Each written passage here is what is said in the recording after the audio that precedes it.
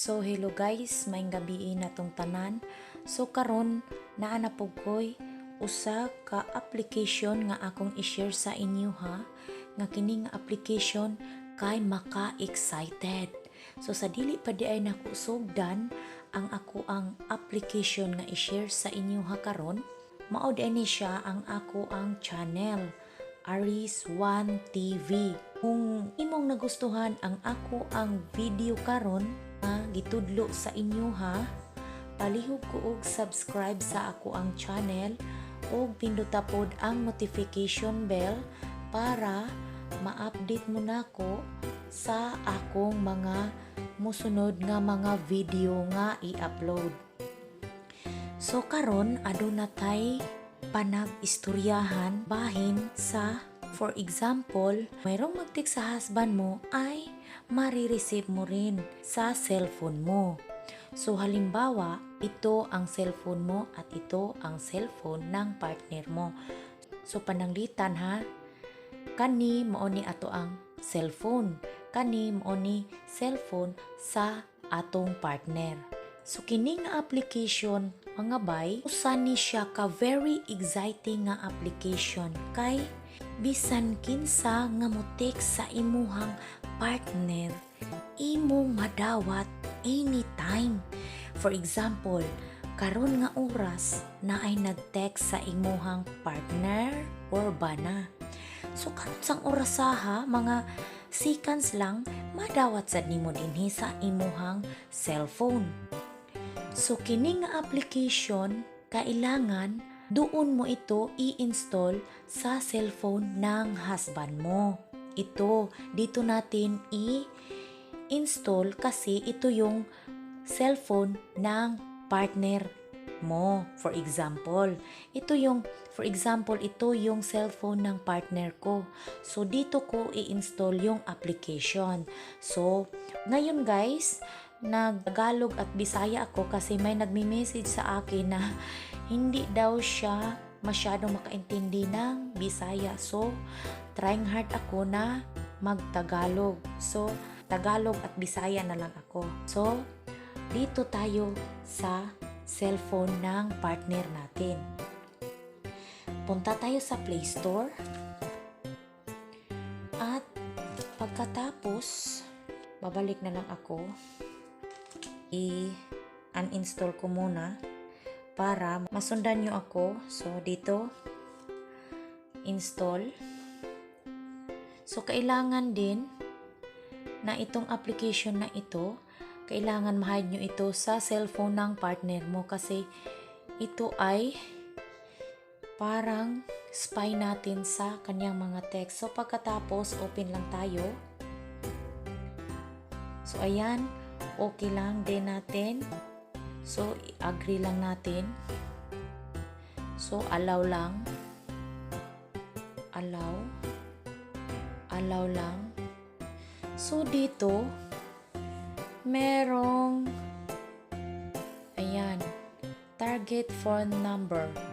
So, dito natin ilagay ang number natin. So, ang number sa cellphone ko, dito ko ilagay para kapag may nag-text dito, automatic ma-forward dito sa number ko. So,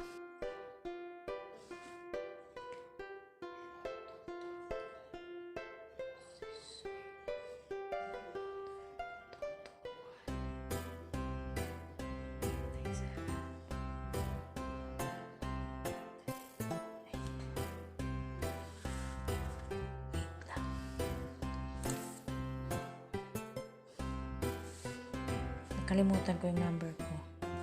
So ilagay ko dito yung number ko. So, pagkatapos yung nilagay, pwede rin itong lagyan nyo ito ng email address nyo. Pagkatapos, so ayan, i-check nyo lang itong merong square sa ibaba. So, ayan. Pagkatapos, save nyo lang itong settings. So, ayan. Mababasa natin dito. So, ayan. confirm all incoming SMS would be forwarded to phone number. So ito na, ready na maka-forward ito kapag may mag-text sa number ng husband mo. So okay lang natin. Then, so agree. Confirm app need to run in background. Please do not set battery optimization net change. So okay lang tayo. Lahat okay lang tayo at allow. So agree. Agree. So ayan.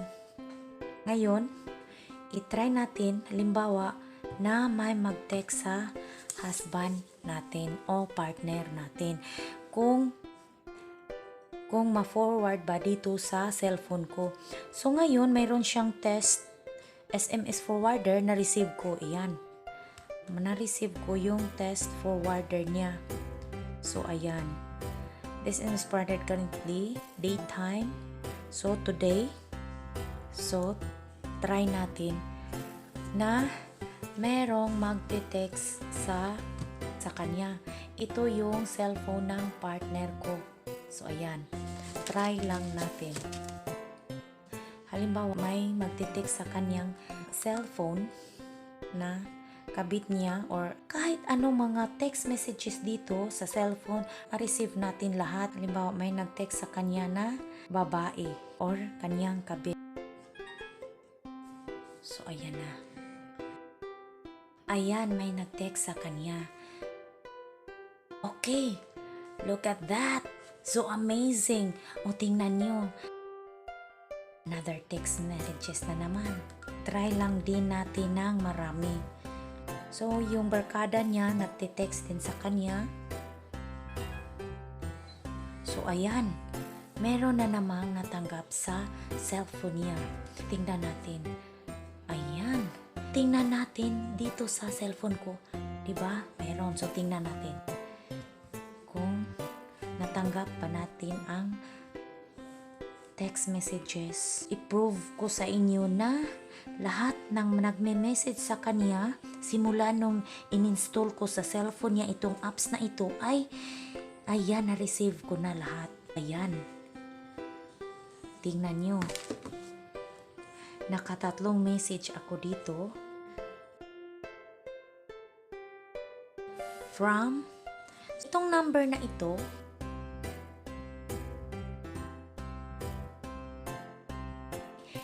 yun ang number ng husband, ng partner nyo. Yung nakalagay dito.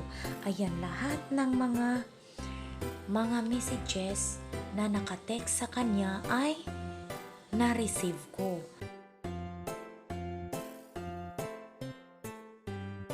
Una, yung text na asa nakalove ito. So, ito.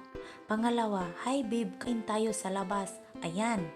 Yung isa, yung kabarkada niya, merong text by asa naka. So, ang mga number ng nagtitext sa kanya ay makikita din dito sa ating cellphone. So, ayan. Kahit hindi siya nakapunbok sa cellphone ng asawa mo or partner mo, ay makikita pa rin natin sa ating cellphone.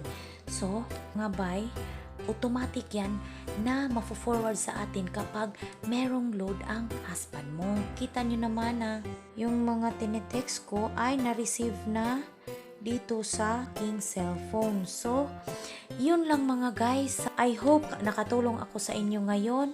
Thank you for watching.